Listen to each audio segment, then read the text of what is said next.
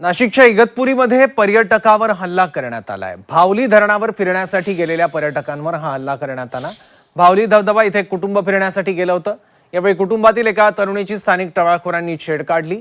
दरम्यान यानंतर कुटुंबानं टवाळखोरांना जाब विचारल्यावर त्यांनी थेट कुटुंबावरच हल्ला केला। यानंतर संबंधित कुटुंबानं तिथून जाण्याचा प्रयत्न केला, पण तरी सुद्धा या हल्लेखोरांनी पाठलाग करून मारहाण करण्याचा प्रयत्न केला। या प्रकरणी नाशिकच्या अंबड पोलीस स्टेशनमध्ये गुन्हा दाखल करण्यात आला।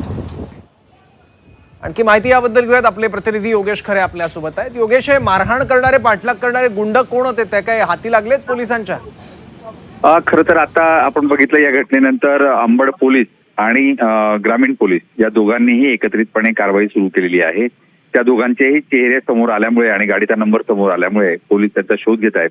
अर्धा ते 1 तासामध्ये त्यांना अटक होईल असं म्हटलं जात आहे।